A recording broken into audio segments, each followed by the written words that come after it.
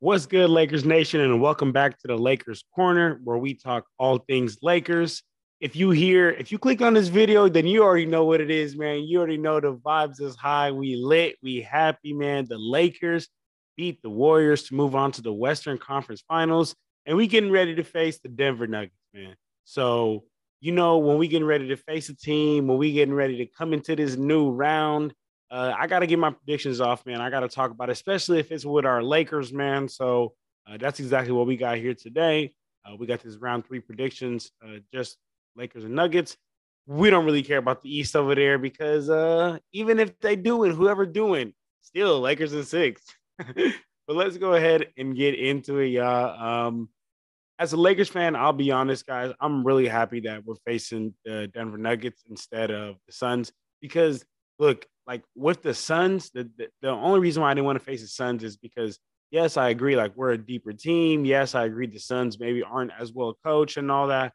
But what the Suns have that we don't have is they have two just generational offensive firepowers that at the wing that we just have no answer for, right? We just have no answer to go back and forth with them. Like they could for real put up a Devin Booker and KD go out for 240-point games, and then we just can't match that. You know what I'm saying? But with the Nuggets, it's a whole different shebang because their best player, and the thing is, like the Nuggets are, to be real with you, a far better team than the Phoenix Suns. But I'd rather face them is because we match up better against them, right? This is the whole thing I was talking about with this Warrior series. I said the Lakers just match up very well against the Warriors, and the Warriors just don't match up well against Lakers at all. They don't really stand a chance. And playoffs is all about matchups. And then, you know what I'm saying? That's exactly what the Lakers did. They took advantage of the matchups. And the Lakers can match up pretty well with the Denver Nuggets. I mean, the Denver Nuggets' best player is definitely, Nikola Jokic. They have a lot of other good players in MPJ and Jamal Murray. Aaron Gordon's been balling out this year, but definitely their team and their number one guy is Nikola Jokic. Our number one guy, I guess sometimes you could go Braun or Austin Reeves. I just kidding. You can't do Austin Reeves. But Austin Reeves is balling though. Austin Reeves is balling. But our number one guy though, for real, is Anthony Davis, right? I mean, he is our go-to guy on offense. He is the anchor on defense.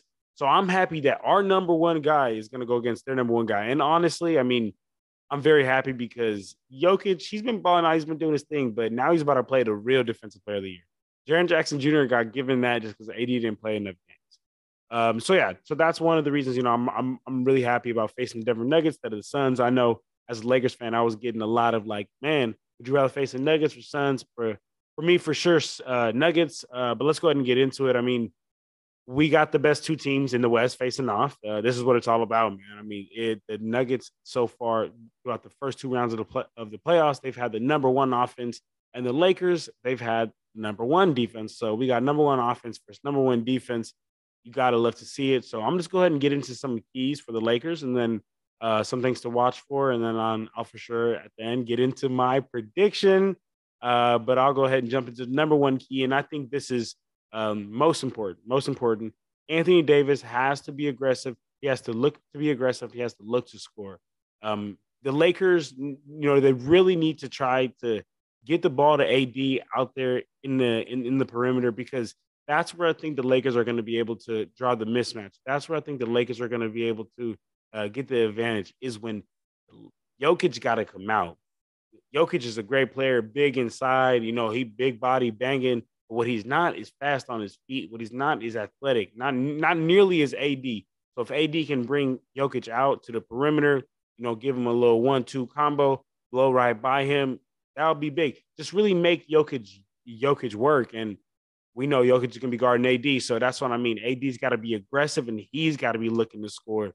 I know a lot of times Anthony Davis tries to have his impact on the game on the defensive end. But no, this series, he's got to be on 10 every single game offensive. And I'm going to show y'all right here what I mean. Right here on this play, you're going to see Jokic get blown by Miles Turner. And this happens often to Jokic in the perimeter. And if Jokic is going to get blown by a player like Miles Turner, well, imagine what AD going to do. Some little, just man right by him, got to the hoop, easy. Like, we're really no contest. With no contest, I mean, look, we can go back right there. Look, just one step, right, got right past him. Jokic could do nothing about it. That was Miles Turner. No disrespect to Miles Turner. If you listen in, my dog, I'm sorry, but you just not AD. So AD really has to take advantage of the fact that he has that athletic advantage over Jokic. Make sure to bring him outside. That is the first point. And if AD gets past Jokic, he has to be looking to make the right pass. Because if once the help side comes, because as basketball players, we know if you get blown by as a teammate, you got to come help. And once that help side comes, AD better be able to make the right pass. And that's when the Lakers shooters really got to step up and be big and knock down those shots. Talking about AD and Jokic, part of that is I think Darvin Ham should absolutely match AD's minutes to Jokic because while Jokic is out there, the Lakers really just have to have AD out there, and that's a little bit unfortunate because the Lakers had a lot of players, right? Like when you think back to that 2020 run, it's really a rematch because the Lakers and the Nuggets were also in the Western Conference Finals in 2020.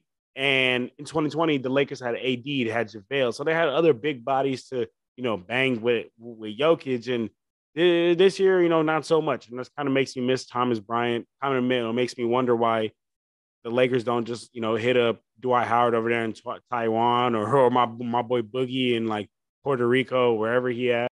All right, y'all. Next point is gonna be attacking Jokic out of the pick and rolls, and this is with all the guards. So this goes out to Dennis, Austin, Lonnie Walker, D'Lo, really any of the Lakers players. I mean, it could even be LeBron too. Any of the Lakers players who are just really good coming downhill and attacking Jokic. That's going to be a key for the Lakers because we all know Jokic, he can't really move them puppies, and if you got to force him to decide, are you going to step up and I'm going to blow by you, or are you going to sag and I'm going to hit the mid range? So, getting to the hoop, going downhill, or even snaking the screen, like you're going to see right here on this play, Dennis Schroeder is going to snake the screen and just get into a mid range jumper. Because a lot of the times I think Jokic is going to decide to sag. But look, let's see right here. Dennis Schroeder gets this little pick and roll going with AD, snakes the screen, jumper. That right there is going to have to be huge for the Lakers. The Lakers are going to absolutely have to abuse that with Jokic because we all know Jokic is going to play that drop and drop a little bit. And as the guards, you got to make him decide, you going to give me the mid range or am I going to get to the hoop on you and get the foul? So just constantly attacking Jokic, and that kind of bleeds into another point that I have is that the Lakers should actually run with that 3-guard lineup. I know a lot of people, including myself, actually shout out my brother, Junior. He hit me up right before Game 6. He's like, "Yo, like, why are the Lakers running this 3-guard lineup of Russell, Reeves, and Dennis Schroeder?" And I was like, "Man, I don't like that. Like, why would we not take advantage of our height against the Warriors and all that?" But it proved to be great. Lakers blew them out Game 6, but they were also a far better team than the Warriors. But like I was saying, I think in this series, it would be a smart idea to run that 3-guard lineup, like I mentioned, with and it honestly could rotate through. It could be with Dennis Reeves, it could be with Dennis Schroeder's, Austin Reeves, Lonnie Walker, D'Angelo Russell. Like you could rotate between those guys. I think you absolutely should go with a 3-guard lineup to keep attacking Jokic, to keep that pressure on Jokic the whole time. I mean, constantly attacking him is not only going to get him in foul trouble, it's going to wear him out. And once we wear Jokic out, once the Nuggets have to play without Jokic minutes, that's when the Lakers have to strike. Because without Jokic minutes is horrendous, y'all. Horrendous. So the Lakers got to strike, and that plays a part into Lakers role player, right? That's exactly one of my next points is the Lakers role players, right? The Lakers, they did so far in the playoffs have proven to be one of the deepest teams in the playoff left in the NBA. To be real with you, they're number 2 right now out of all the teams for bench scoring, and number 1 is the Miami Heat. Miami Heat culture over there, man. Next man up mentality. They definitely doing their thing, but they might have to see us. And they don't want this smoke. But anyway, so like I said, Lakers are number 2 for bench scoring right now left in the playoffs. In both the Warriors and Grizzlies series, there were some games that the Lakers won because of their bench, because of their depth. I mean, in the Warriors series, Dennis Schroeder came off the bench and had 14 points in Game 5. Lonnie Walker in Game 4 popped off for 15 points off the bench. and cook Curry over there at the end. Game 1 in the Grizzlies series when Rui Hachimura went off for 29 points. So the Lakers have the contributions. They have the deepness on their team. They just gotta be there and show up, man. That's gonna be big, especially for the guard play. But now, y'all, let me get into some of these things that the Lakers should watch for on the defensive end. And first one I'm going to go with is the other guys, man. I mean, you know what you're going to get from Jokic. You know what you're going to get from Jamal Murray. And honestly, this year, I even got to give some credit to Aaron Gordon. He's been doing his things. You even know what you're going to get from him. But the Nuggets are on a whole nother level, and they're clicking on a whole nother cylinder. They in the seventh gear, y'all. When they balling out, MPJ balling now, KCP hitting his shots, Bruce Brown making all the right passes, making all the right plays. That's when they're scary. So Lakers really the Lakers, you can stop KCPs, you can stop MPJs, you can stop Bruce Browns, you can't stop Jokic's. Players like Jamal Murray, players like Jokic and Jamal Murray, if they feeling it that night, it's just not much you can do. You can try to contain them, but it's just not much. But player like KCP, you can stop and damn near contain. Player like MPJ, shoot, if it's just not his day, you know what I'm saying? If he didn't brush his hair the right way, it's not gonna be his day. And the Lakers can stop that. Bruce Brown, same thing with that. So I think the Lakers should definitely watch out because those players can get off. I mean, in the closing game against the Suns series, Suns and Nuggets, KCP scored 21 points. In Game 5, MPJ scored 19 points. Bruce Brown 25. So they have the ability to do it. The Lakers just can't forget about those other guys. I mean, it happened in Game 2 of the Lakers and Warriors series. The Lakers just kind of tend to forget that any other player was on the court besides the star player. Like in Game 2, the Lakers guarded Stephen Curry amazing, did his thing, but they just let Clay. They went under Klay Thompson's screens, went under Doncic DiVincenzo's screen. Just actually forgot how to defend other players because they're so locked in on Curry. And Curry just made the right passes. And what I'm saying is Jokic is an even better passer than Curry, even better IQ, even better vision. So he will be able to dump that off even more. The way that Curry was torching us by when the Lakers were just doubling him or just paying too much attention to him, and Curry was torching us with his passes, Jokic is going to be able to do the same thing. So the Lakers got to watch out for that. Next thing that the Lakers really got to watch out for is the insane amount of ball movement, backdoor cuts, a bunch of screen actions that the Nuggets run, all their dribble handoffs. Like the Nuggets are probably top of the league of teams who just run all of these just screen actions, a whole bunch of dribble handoffs, and the top of the key, middle of the key, some backdoor cuts. I mean, because they got Jokic, a great passer. Why would you not?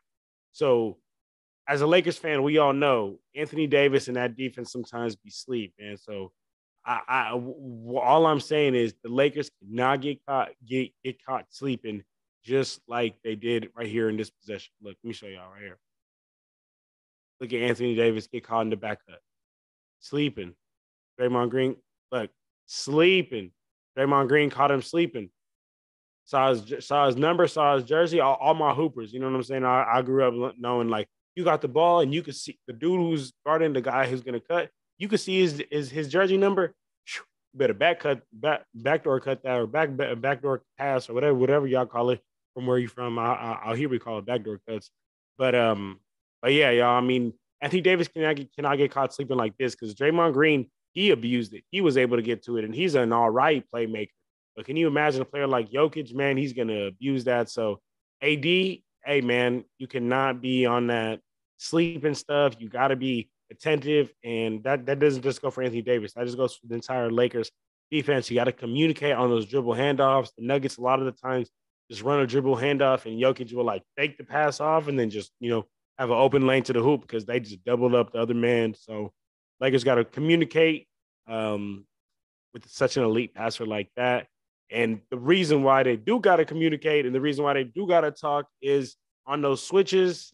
It could get sticky, and when it gets sticky with Jokic, this is the kind of things that can happen. Look,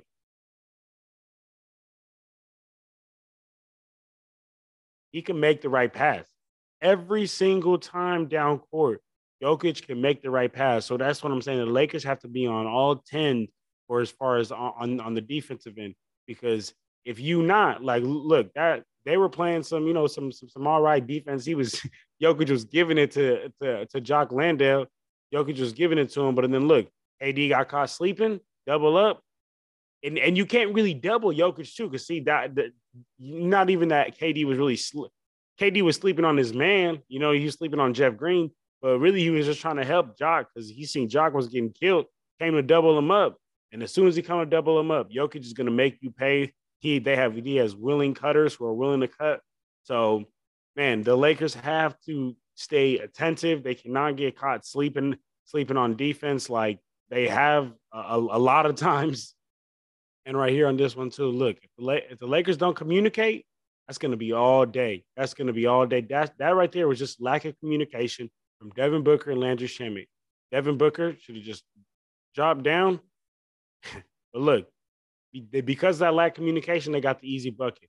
And I really do fear that for the Lakers, man. I really do fear that for the Lakers. So you got to communicate. That's the number one thing that you got to do on defense. You can't get caught on those backdoor cuts. Can't get caught sleeping like that with a great passer like Jokic. You just can't do that. And then another thing, I actually heard Draymond Green talk about this. He said that if Jokic is killing you with his scoring and his passing ability, yeah, this game's over. The Nuggets are for sure winning.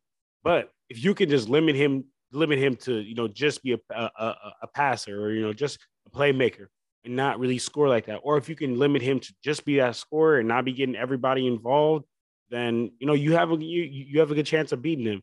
And now that's much easier said than done. Jokic is a two-time MVP doing his thing and all that, but if you ask me, I'd rather take Jokic being a scorer than Jokic getting all four other players involved. And I'll show you what I mean a little bit on this play right here.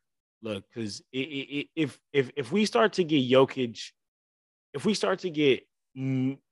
Jokic and his teammates involved, then it's really all five of them scoring. But if the Lakers can really just allow Jokic to go at it with AD. And that's another thing. I don't even think the Lakers should necessarily double Jokic. They shouldn't even necessarily load up on Jokic, because if they do, well, what's going to happen is what's about to happen. What y'all about to see right now in this clip. Jokic is just going to make the right pass, and Denver shooters are going to knock it down, and the Lakers are going to get torched, man. Look right here. Moses Moody trying to cheat, loading up. Moses Moody right here, he loading up. Jokic just makes the right pass. KCP in the corner, knocked down.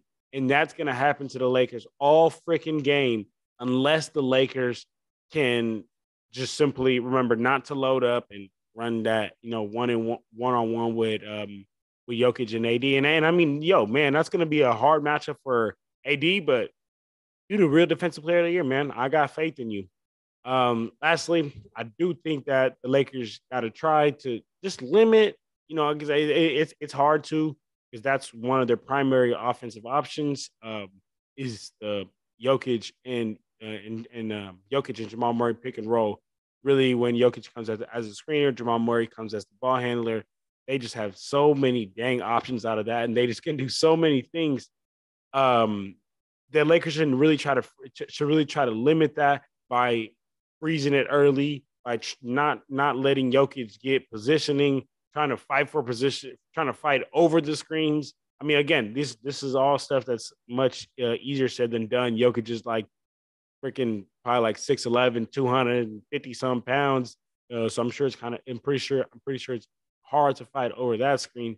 But the reason why I say that is because, I mean, if the Nuggets can get to their two-man game with Jamal Murray and Nikola Jokic, it's going to make it tough, man, because then it's going to free up AD off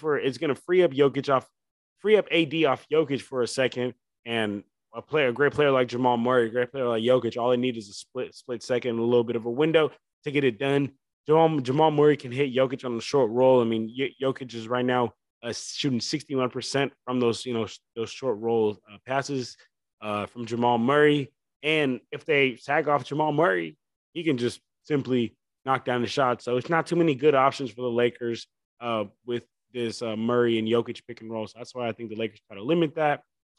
Overall, I mean, I do think that this is going to be a tough series.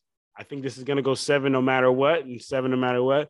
But I think if AD can play at the MVP level, we know he can play at both offensively and defensively. If LeBron can be dominant, similar to the bubble when it was LeBron and AD just being the two best players on the court every single time. But most importantly, if the Lakers bench can continue to contribute and be dominant on the defensive end, on the offensive end, then there's no question to me why I won't have Lakers in 7, baby. So there you have it, y'all. That was my full series prediction, preview, breakdown. And let's see it, man. Let's see it. Hope I'm right. I've been right about a lot of them recently. So let's hope I continue to be right. As a matter of fact, y'all see this D'Angelo Russell jersey right here. I put this D'Angelo Russell jersey up as soon as he got traded back to the Lakers. And we just been on a tear since the jersey been up. So the jersey going to keep being up because we win the championship this year if the jersey stay. And if the jersey stay up, we win a championship, I'm going to go buy the lottery or something like that. But I don't know, y'all. Stay tuned for lives, recaps after the games and all that. Yeah, y'all make sure y'all go when y'all go on the page, y'all check out the lives. Y'all go check out the YouTube shorts because on the shorts we be going crazy with the reactions and recaps and all that. But for now, that's it. I'm out of here and hope y'all have a blessed rest of your day, man. Go Lakers. Lakers in 7.